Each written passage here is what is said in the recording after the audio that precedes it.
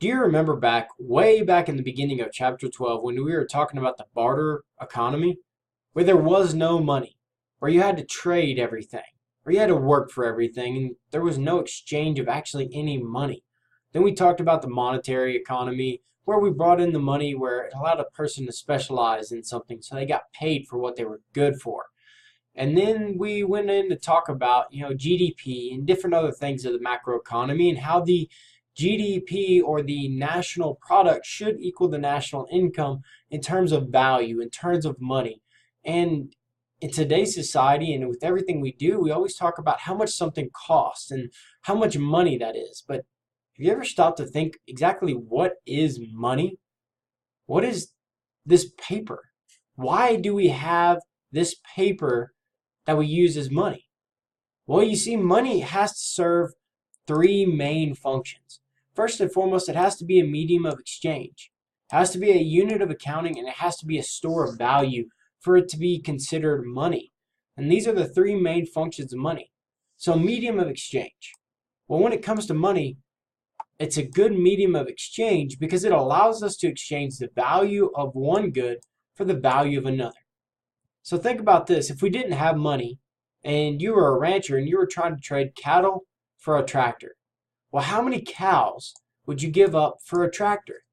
And how many cows would a tractor, somebody selling a tractor, be willing to accept? If we were doing this trade, well, what is the value of those cattle? Are you going to put that in terms of, well, 20 cows equals one tractor? Or are you going to say, well, one tractor equals 50 cows? Or what do you do?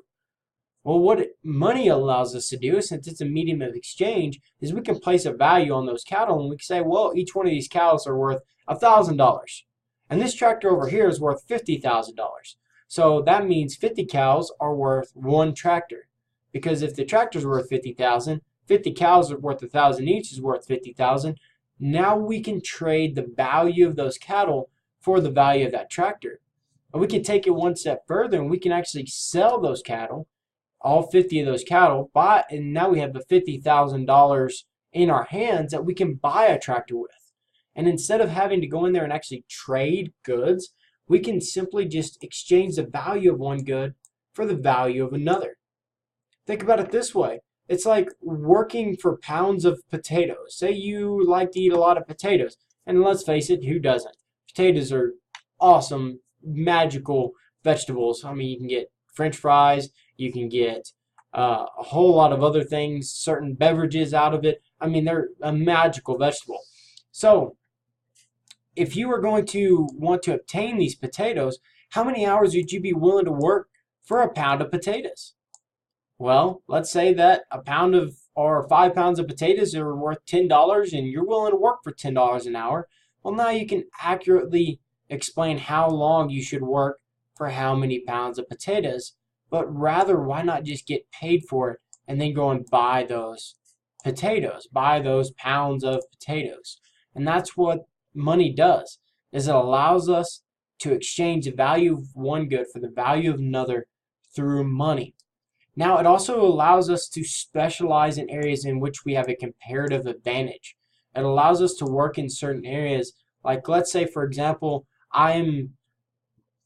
maybe I'm good at, I don't know, being able to drive a tractor. Maybe that's what I'm good at. Well, that allows me to specialize in maybe driving that tractor and getting paid to drive that tractor rather than having to go out and do things that I'm maybe not as successful at. And maybe that might be going out there and planting seeds, not with the tractor, or harvesting some kind of vegetable. Maybe I'm not very good at harvesting tomatoes, but I'm really good at driving a tractor. So why should I go out there and work for a tomato farmer harvesting that whenever I'm not very good at it, when I could be driving a tractor and earning that money and buying those tomatoes? So what it allows us to do is specialize in the areas in which we have this comparative advantage, which means we're good enough to get paid for it, and we have maybe an advantage over somebody else in doing that. So we're going to do what we're good at, get paid for it, take the money that we're getting paid, and we're going to use that payment to buy the things we need. What does this allow? This means we don't have to work for those who produce the things we need. Maybe I'm not a very good potato farmer. Maybe I'm better off at cattle ranching. Well, now I can specialize in cattle ranching, sell my cattle, and buy the potatoes rather than going out there and having to work for the potato farmer and a cattle rancher in order to have my beef and potatoes on my dinner plate at night.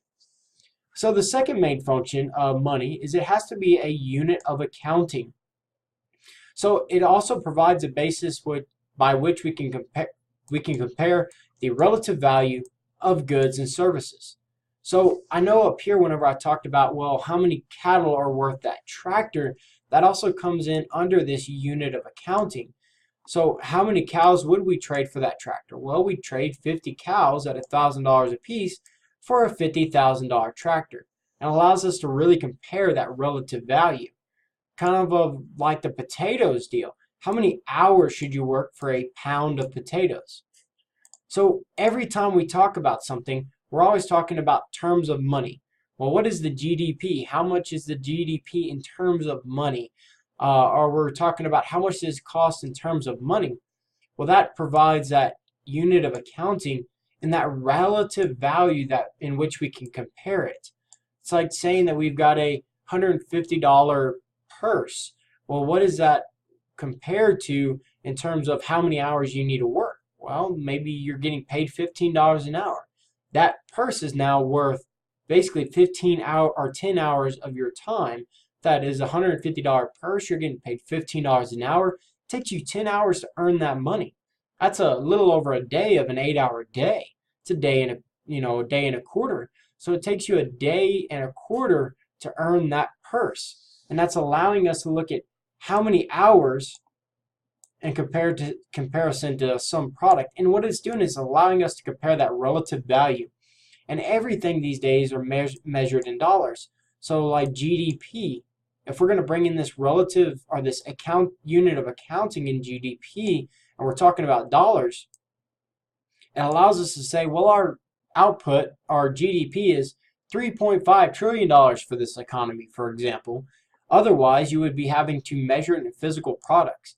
Instead of saying, well, our GDP is worth $3.4 trillion or whatever it is, then you would have to be saying, well, our GDP is worth 50,000 pounds of tomatoes plus 45,000 pounds of potatoes plus 325 million pounds of beef plus, and instead of saying all these physical products, we can actually just say a value.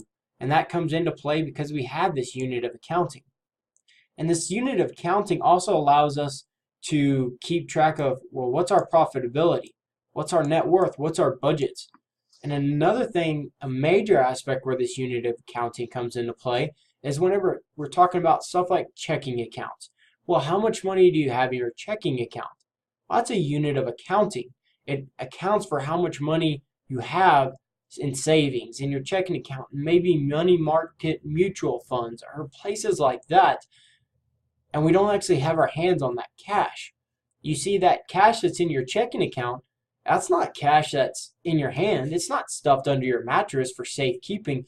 No, that money that is in the bank, that's still your money. You still earn that money. It's still worth something, but you don't actually have the physical touch of it.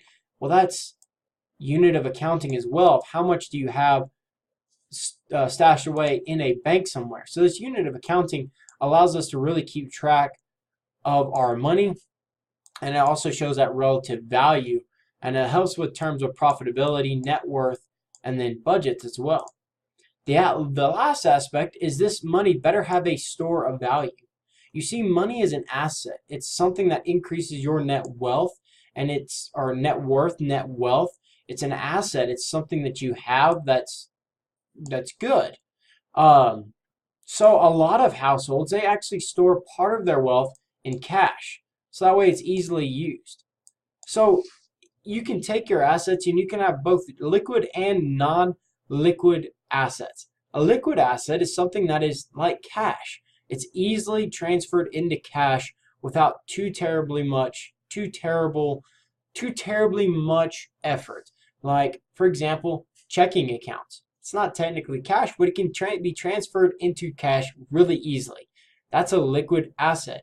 Money market mutual funds, you can sell money market mutual funds and transfer that into a liquid asset right away. And a lot of households actually will store part of their wealth in cash because it is easily used. You can use that cash anywhere and it's easy to obtain. But what if a household stored all of their wealth in non-liquid assets? Well, non-liquid assets is something that's not easily transferred into cash. Well, let's think about it this way. What if all of your wealth was tied up in a house, a vehicle, and I don't know what else, but maybe a house, a vehicle, and then a condo somewhere, for example, or land. It's all tied up in these non-liquid assets, something that you can't easily just convert into cash right away. And this particular household that has all non-liquid assets, they don't have any cash. Now all of a sudden they've got to pay, say, a hospital bill. Maybe somebody got hurt and they have to pay a couple of grand to a hospital bill. What are they going to have to do? They're going to have to sell their non-liquid asset to try and transfer it into a liquid asset such as cash, and then and that might take a while, which is racking up the doctor bills because they're paying interest and you might get in trouble for that. And now all of a sudden it's a basically more or less an act of Congress in order to pay off that doctor bill. Or something maybe a little bit more simple. What if all of your assets, you had no cash, no checking accounts, nothing like that. You had only non-liquid assets, and you might be the wealthiest person in the world because of all these non-liquid assets, but you have no cash, no checking account, nothing like that, no credit card. And you walk into, I don't know, McDonald's to buy a hamburger and to drink. You can't even do that because you don't have that that liquid asset. You see, the store of value, they store it in cash because it is easily used. So this money is a store of value to where it creates this liquid asset, this easy to use asset, to where not all of your wealth is tied in these non-liquid assets, which would force us to use the barter system in order to trade something, in order to get something done.